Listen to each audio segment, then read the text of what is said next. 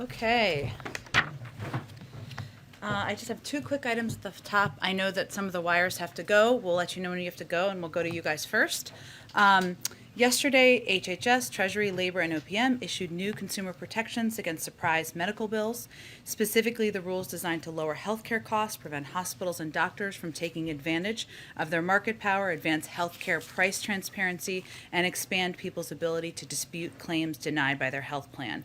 This builds on a rule that was issued in July. Together, these new regulations will ensure that consumers are protected from most surprise bills, that consumers know how much healthcare will cost before getting care, and that providers, health plans, and issuers have a process to settle payment disputes.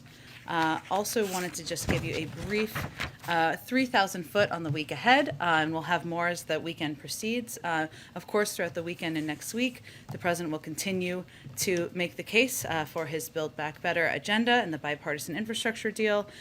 Also, he will be working with the Senate on the debt limit after Republicans voted twice this week to default. And toward the middle of the week, the President will travel across the country to make the case for his Build Back Better agenda and to discuss his administration's work to increase COVID-19 vaccinations, defeat the pandemic, and build an economy that works for all. Next Friday is, of course, Jobs Day. You can expect he'll deliver some remarks on the economy, and as always, we'll provide you with more details as we have them. Zeke, why don't you kick us off? Thanks, Jen. Why is the president going to the Hill today? What has changed in these talks that he believes now's the time to make the drive over there? And what is his message to House Democrats? He's going over there to make the case for his legislative agenda, which includes the infrastructure bill, and it includes his Build Back Better agenda. That would be in the reconciliation package. So he wants to speak directly to members, answer their questions, and make the case for why we should all work together to give the American people more breathing room. Does he expect to walk out of there with agreement, consensus for a vote today on the infrastructure package? I'm not going to make a prediction of whether there will or won't be a vote. I'll leave that to Speaker Pelosi to determine when she will call a vote. But he's making the case. He believes it's the right time for him to go up there. These are his proposals. These are his bold ideas. This is his plan that he's outlined to not just rebuild our roads, our railways, and bridges and put millions of people back to work, but also to make child care, elder care, pre-K more cost effective, to address the climate crisis, and he wants to make the case directly to members. You mentioned a few of those proposals that are in there. Senator Manchin has been calling for means tests some of those new proposals. Is that something the president is open to? Is that on the table? Is that the substance of what is being hashed out right now? I wouldn't say that's the substance of what's being hashed out right now. There's a lot of topics that are being discussed right now between a range of members, including Senator Manchin. I know we've talked over the last couple of days a little bit about this proposal for some means testing. What the president supports and what the president is focused on is ensuring that these plans are targeted toward the middle class, help the middle class, and help middle class families prosper, give them breathing room. And so as you look to some of his past proposals, there has been caps on income on some of his past proposals, some that were implemented as a part of the American Rescue Plan. So certainly, whatever you call it, he's open to discussing that.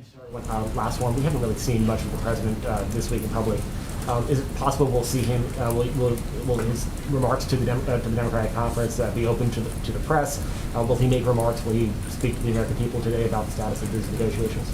Well, he's visiting the Democratic caucus, and as you may know, and as the Speaker's office will confirm for all of you, they make those rules. We don't make those rules, and those are closed press meetings. But obviously, there'll be a press pull with him. In terms of whether he'll address the public or speak to all of you, we'll see. We're quite open, and he will make decisions hour by hour. Go ahead, Jeff. Jen, can you tell us what progress has been made in the last 24 hours or so on these two bills?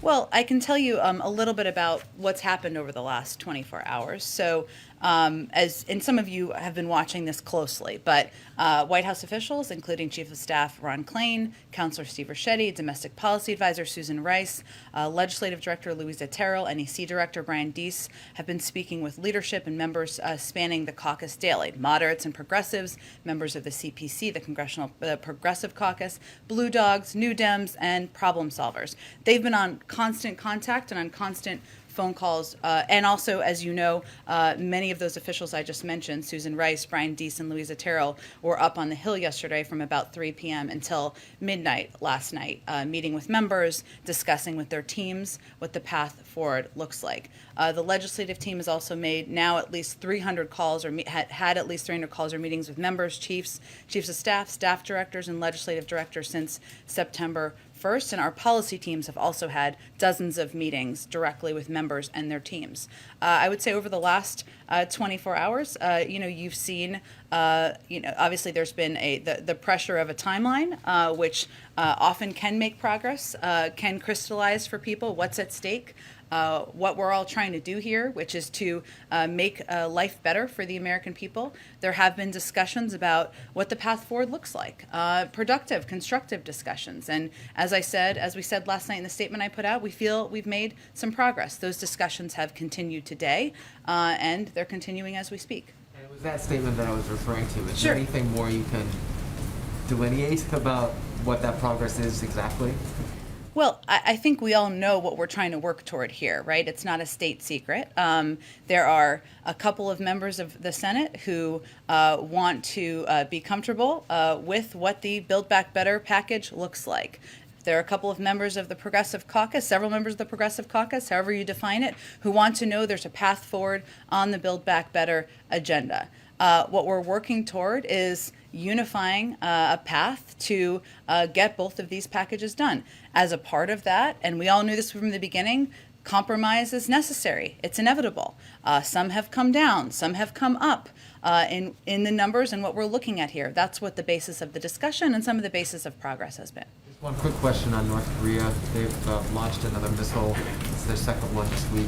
White House reaction to that and to Kim Jong-un's offer to open up a direct line with South Korea again?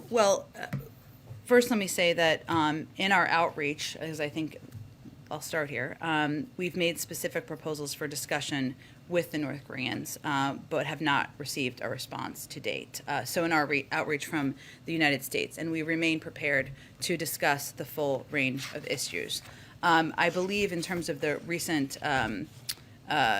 incidents, missile launches you referred to, we're of course aware of these reports. We're assessing the specific nature of these launch events. I think we've put out statements from the Department of Defense and others in response to them in terms of potential discussions between the North Koreans and the South Koreans.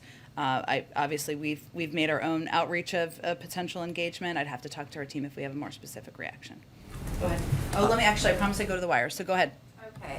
Progressives have say they want a Senate vote on the reconciliation before they vote for the infrastructure package. And since that's not happening today, what sort of assurances can you offer progressives?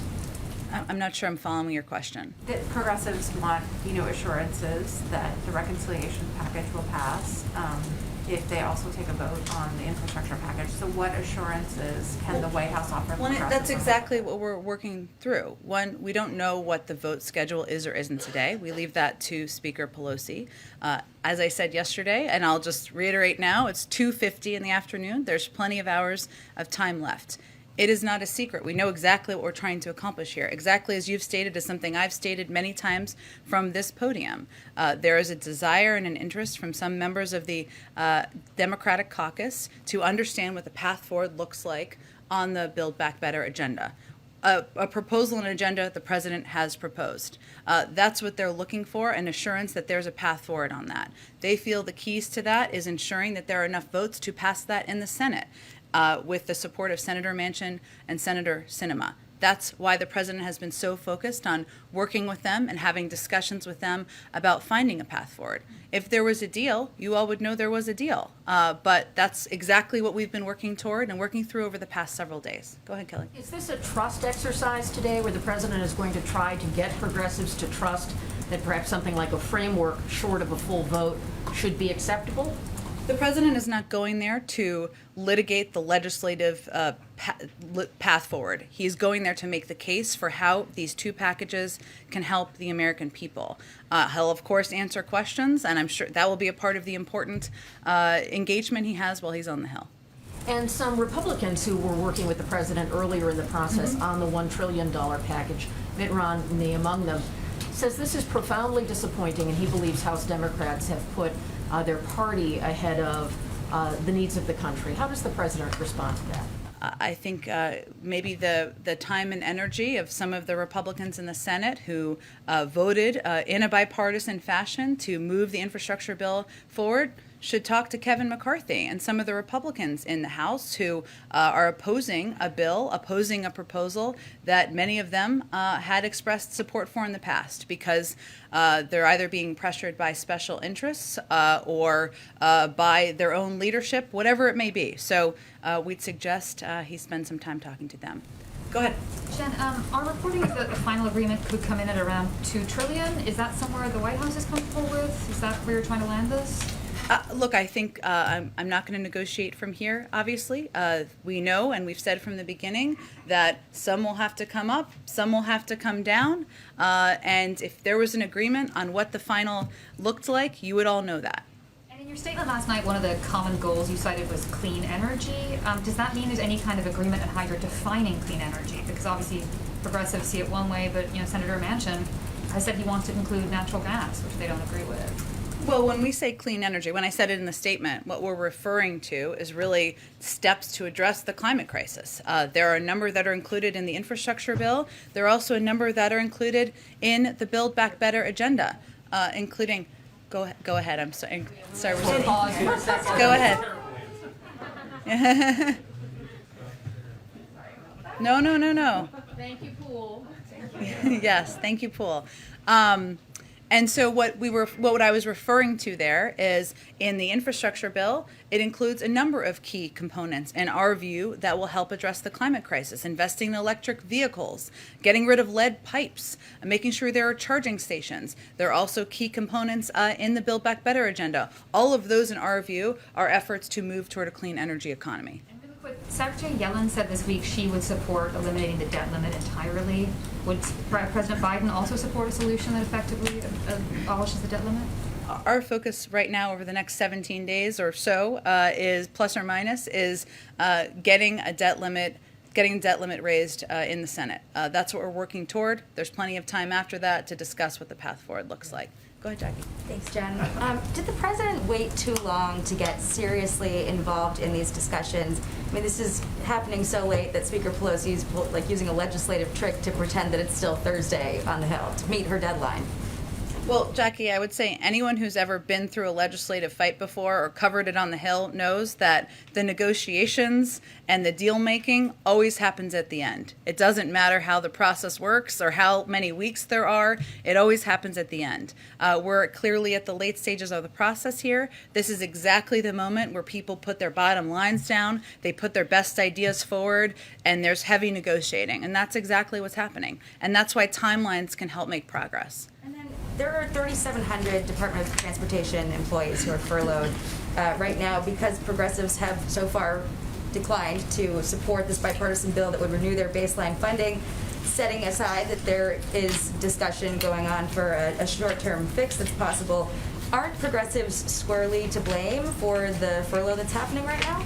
Well, to be clear, I mean, every member of Congress is a free citizen who could vote to support this infrastructure bill, including Republicans. They could come forward and support it, as 19 Republicans in the Senate did not. Instead, they've chosen to be influenced by whether it's pharmaceutical companies or other special interests, or just to be strong-armed by their leadership, not to support legislation that many, including members of the Problem Solvers Caucus, suggested they may. So it just requires a majority to support legislation in Congress, and we haven't seen any real courage from the Republican side in the House. In the messaging to progressives about the value of this package, is there any discussion conveying from the White House that if this package is around $2 trillion, that the value of it, the investment of it, is actually higher because of some of the math that can be done? Is that kind of an argument that the White House is making to try to sell this to progressives? The case that the White House is making is that compromise requires everybody giving a little. That's the stage we're in.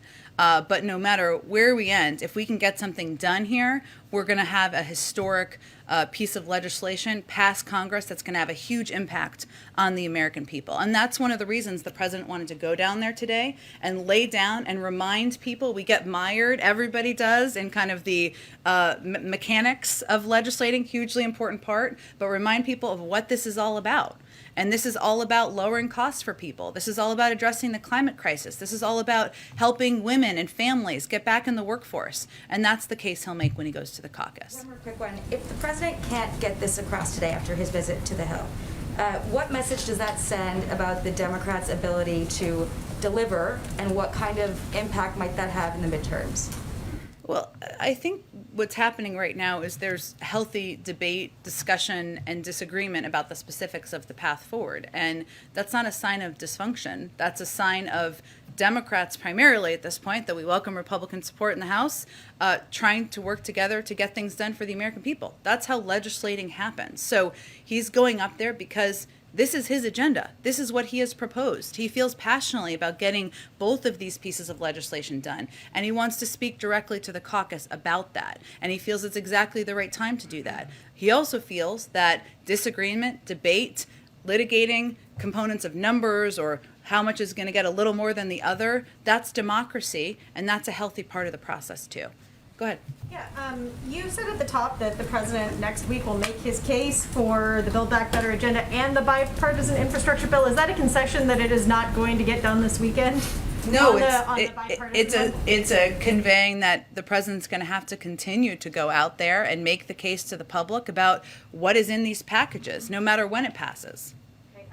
Soon, possibly as soon as this weekend, the United States is going to hit 700,000 deaths from COVID. When the U.S. hit 500,000, the president paused and essentially held a memorial. How does he intend to mark this next terrible milestone? And also, what responsibility does he feel for the last 200,000 deaths? Well, look, I think as the president said many times, he feels incredible responsibility for everything that's happening in the country, including our ongoing fight and battle with COVID-19. That's why he is focused on this as his number one priority since the first day he came into office. I don't note that we've saved, according to outside experts, tens of thousands, hundreds of thousands of lives because of the actions his administration took, including at this point, I think we're at 77 or 78% of the public having received at least one vaccine. Obviously, we'll all take a moment to pause when we hit 700,000. That is a striking, horrifying number of lives lost to a pandemic, people who lost loved ones, parents, grandparents, children in many cases. In terms of what the president will specifically do, I'll have to get back to you on when we have more on that. Go ahead. Back to the president's trip to the Hill. You said he's going to make his case for his agenda, but is it also his way of saying enough is enough? This is time to come together now? Well, certainly he's going to make the case for why it's important that everybody come together and move forward on both pieces of these legislation so we can deliver for the American people. I don't think the president is going to say enough is enough. That's not really his vernacular, but he feels it's important now to go directly, go to the Hill, go to the Democratic caucus and make his case directly, answer questions, and certainly talk about how we can work together to make the lives of the American people better. Following up on Kelly's question, there does seem to be a lack of trust. Like you said, progressives are looking for assurances that there's a path forward, that the negotiations are going to continue on the reconciliation bill. How do you govern if there's a lack of trust among Democrats? I don't know that I wouldn't put it in those terminology as a lack of trust. I will leave that to members of Congress to describe how they feel about each other. There's a diversity of views and opinions within the Democratic caucus. We know that. We welcome that. That's a healthy part of having a party, a healthy part of having a democracy. What we know is that the president has worked with members of this caucus to get the American Rescue Plan done, to move his agenda forward to this point, and that when we're talking about this stage in the the process, a pivotal stage in the process, where we're litigating details, where we're having debates about key components of two historic bills that will change the lives of millions of people. It's healthy to have discussions. It's healthy to push. It's healthy to be out there advocating for your point of view. And I think there's a misunderstanding of how democracy and policy making works when you suggest otherwise. Not you, but anyone. Just following up again on the climate change stuff, is the president's goal still to end fossil fuel subsidies? That's his goal, yes. Go ahead. Jen, the president spent most of his week doing his negotiating behind the scenes here at the White House, in meetings, on the phone. Today, he's making a very public trip to the halls of Congress. So why the change in tactics? Is this a make or break moment? This is a moment where he feels it's exactly the right time to go to the caucus and make the case for why it's important to work together to get this agenda done. He wants to go back to the substance and talk about how the components of each of these packages will make a difference in people's lives. And he wants to have an engagement and a back and forth in person, which, as you can all note, he's had a lot of people here come to the White House. He loves that in-person engagement, and it's an opportunity to do exactly that. When there will be a vote, when there will be a deal, there's a lot of work going on behind the scenes about that. This is just his own effort to make his case directly to the caucus. Is he trying to send a message by literally meeting members physically where they are? And what message would that be? That's my question. Okay. I think I wasn't sure what you were asking. I think he was in the Senate for 36 years. You know, he is making clear that if they partner together, if we work together, we can get this done for the American people. And going to their caucus meeting, something, by the way, he did in the Senate. It's not unheard of. It's something presidents have done in the past, is a way for him to go and make the case for his agenda. As I said earlier, these are his proposals. This is something he passionately believes in, both pieces of legislation. And so it's absolutely right for him to go to where they are and make the case for both. And one last one. During most of the day yesterday, it was quite clear that the votes were not there for this infrastructure bill to pass. And yet we saw White House officials and the president working throughout the day to try and cobble together the votes to pass that legislation last night, only to see the inevitable happen with the speaker delaying that vote. So what, in the president's view, did that work yesterday accomplish, and was it worth it to try and push for that bill to be passed on that arbitrary timeline? Well, if the speaker were standing here, I wish she was. She's invited anytime. She would tell you it wasn't inevitable, and that when you legislate and when you are working with a small margin, which she is, in Congress to get something done, that timelines, self-imposed deadlines sometimes can help crystallize for people and help you make progress. And we think it did exactly that. As we said in a statement last night, we're not quite there yet. We're still working toward it. That remains the case today. Go ahead. Yeah, Jen, thanks. What more can you tell us about these trips next week that the president is making? Can you tell us what states or locations they are? Is this a multi-day trip or just one day? I think you said middle of the week. Yeah. And the fact that the president is going on the road, so to speak, is this a sign that he has struggled to sell this plan so far to the public for you to do this at this point? Well, I don't have the details yet. I understand why you're asking, but I wasn't trying to be secretive about them. We're still trying to finalize all the specifics. We may have more by the end of today or first thing tomorrow morning. As soon as we do, we'll make them available. It's going to be at least one day, maybe 2 days of travel next week if we can finalize all of the details.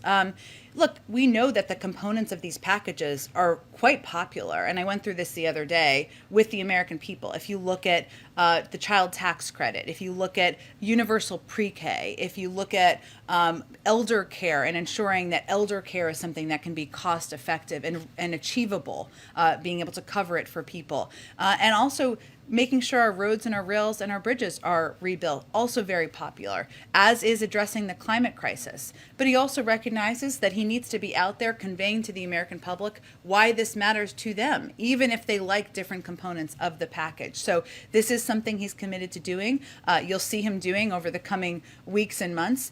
we made an assessment, because there's almost nothing more valuable than the time of the President of the United States, that in this week, when we were in a key period of negotiating and having discussions with legislators, specifically a couple of members of the Senate, that his time would be best spent here in Washington, being available, meeting with people, and having phone calls. But we'll see. He'll do that next week too, but he'll also be on the road. Will these trips be in what we think of as swing states, or maybe even the states of some of the senators who haven't gotten on board yet, say maybe Arizona? He's going to be, I understand your line of questioning. We'll get your advice. Right. What does it rhyme with? I understand your question. Look, he's not going out to the country to do anything more than communicate with the public about how Democrats are working together to make their lives better. And I expect we'll have more details on the next 24 hours about where. Go ahead, Karen. Thanks, Jen. You've said a couple times that timelines help make progress and that self-imposed deadlines also make progress. In all of the meetings this week between White House staff and the president with lawmakers, was the White House explicitly telling progressives to hold their ground on not having the vote or not voting for the BIF until the second part? And was the White House also saying to the moderates, keep pushing for a timeline in order to get to that point that we got to yesterday? So Or it were seemed we like- negotiating against ourselves? What were you actually telling both, continuing on these paths Yeah, no, Karen, can actually bring progress? It's a good question. I know there's been some reporting out there. I can assure you there is no moment in time where any senior member of this White House was arguing for anyone to vote against a piece of the president's agenda. What is also true is that we have been communicating with such a broad range of members from across the caucus that often we know where different parts of the caucus stand. And so we have been in many ways liaisons along with leadership to convey this is where this group stands, this is where that group may stand, and conveying so that we can help reach a unifying point and get across the finish line. And the vast majority of that, without all the specifics, is very much known publicly, right? There's a group who have been out on television and out very publicly, and your colleagues on the Hill asked them good questions, who have conveyed we absolutely need to have a clear path forward on the Build Back Better agenda in order to support the infrastructure bill. They're also a group that has conveyed that they want the infrastructure vote, otherwise they're not going to support the reconciliation package. So what we're trying to do is gather all the views, gather all the voices, figure out what everyone's for, and try to get both pieces of legislation passed. Follow up on my colleague Mary Alice's question. You're getting all that together, figuring out where everybody stands, and they're making it very public. But is there a point where the president says, we know where everybody stands, but now everybody has to just put aside some of those red lines and get behind his agenda to get something done? Well, I think I understand your question, but look, and he's going to make the case for the importance of getting his agenda done today, right? These proposals when he goes to the caucus. But ultimately, it's a separate branch of government, right? Individual members have a vote. That's how the United States of America was set up. And I think you've met a lot of these people. They're not looking to be told what to do or have their arms twisted. They want to be a part of the discussion, a part of the engagement. The good news is, if you've heard and you've seen many of these members from all sides of this debate out there saying, we're making progress, we're getting there, we're getting closer to an agreement. We agree with that. And so we're going to continue to follow this path. Go ahead. I just wanted to follow up on that question about the White House email being perceived as talking out of both sides of its mouth, for the lack of a better way of saying it. This morning, Ron Klain retweeted a message that was supportive of House progressives who delayed last night's vote on the BIF, saying that that they were putting the Biden agenda on track. And I'm just wondering if you could kind of clarify Ron Klain's sort of seeming support for that track of ideas versus what you've been saying all week, which is that we were trying to get this done. You have caught us. Ron Klain retweeted to send a secret message to the country that we were litigating against ourselves and arguing against our agenda. Come out to the briefing room or sit down with us. All kidding aside, Annie, I know there's been questions about this, which I was sort of touching on before.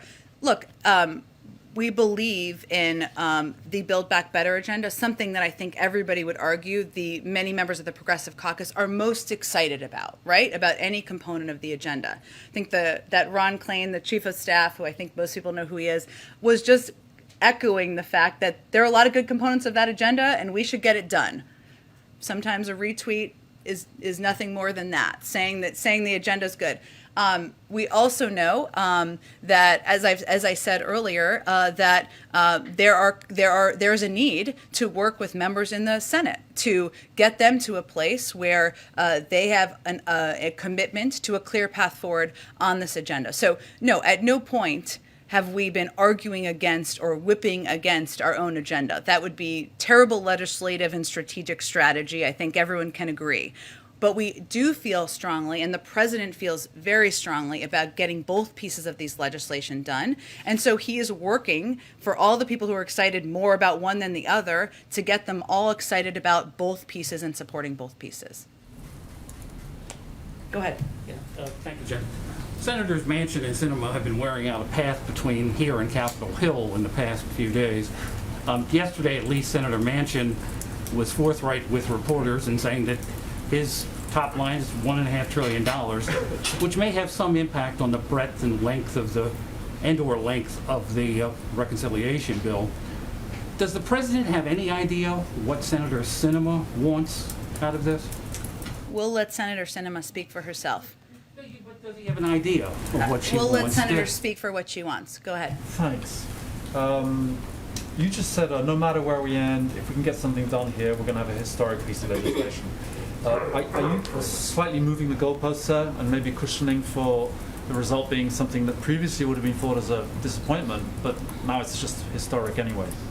Well, first of all, I think we know that as I've said many times, that compromise means that some people are going to come down, some people are going to come up. That's a part of what happens here. But what we're talking about is a large package that will have a historic impact on the American people. There's never been a proposal like this that's come even this close to passing that will help lower the cost of child care, of elder care, of universal pre-K, that has done what this package is proposing to do for the climate crisis. So yes, there are of course parameters for what we would or wouldn't be for, but ultimately what they're negotiating around and what members are negotiating around in good faith would be have a historic impact on our economy, a historic impact on people across the country. I can do a couple more here, and then I gotta go. Yeah. On a different topic, if you don't mind. The lifting of the travel ban was going to be for early November. Yeah. That's coming up. Is there a date? It's still on track to meet early November. Just early November. That's right, and it will be done by then. Go ahead. You mentioned that everyone is probably going to have to give a little on this. Hence a compromise. Yes. Does the president have any specific policy red lines on the reconciliation bill that you could kind of lay out? I know you've done that before on previous legislation. He understands that he may not get absolutely everything he wants in this package, and others may not get absolutely everything they want in this package. But I'm not going to outline it further from here. I know we've done that in the past, but at this moment in the discussions, I'm not going to do that from here. Of the policy, you can say he's not letting anyone touch this. It's all important to him, but I'm not going to outline further detail from here at this point in the discussions. Go ahead. The New York Times ran a great story that a number of Republican senators are breaking with McConnell to sign onto the infrastructure bill. If that's so, are there similar cases with Republican House reps too? And is that one way that is Pelosi counting on their votes to offset progressives? So 19 senators did vote for the infrastructure bill and did support a bipartisan infrastructure path forward. There have been Republicans in the House who have expressed support for, interest in some components of this infrastructure bill in the past too, but Kevin McCarthy has been whipping against it. It's a good question for him as to why and why these members oppose it, but I think Speaker Pelosi isn't betting on Kevin McCarthy's caucus at this point in time. Lastly, I spoke with a few organizations that are helping migrants from Haiti, and a couple of concerns that they had getting in complaints, accusations of human rights violations at the border, including people being refused medical attention. Another issue that was coming in was that there were many people deported that didn't have proper documentation, that were non-Haitians that were sent to Haiti, and so they're kind of dealing with that on the ground. Have you all heard any of those complaints or information? On the latter, I have not heard a single incident of that. I'm happy to check on that case. I will just reiterate that as we've been implementing Title 42 as it relates to any migrants who have been coming across the border, no matter what country they're coming from, who are coming through an irregular process. But in order to go back to a country, you typically need to have come from that country. And there are countries where some Haitians were living for a short period of time that they may have not had the proper documentation to go back to that country. So that may be, I'm not sure if that is what the issue is, and certainly that did happen in some cases. As it relates to medical care, that is something that we surged, and I think you're talking about from a couple weeks ago in Del Rio. There's no longer people under the bridge in Del Rio, but from a couple of weeks ago, we surged a range of resources, including food, medical care, and assistance to make sure that people were getting exactly what they needed. I'd also note that an immediate medical issue is also an exemption for Title 42 and something that we would work to take care of immediately. All right, guys, thank you so much. More will be here. Thank you, everyone.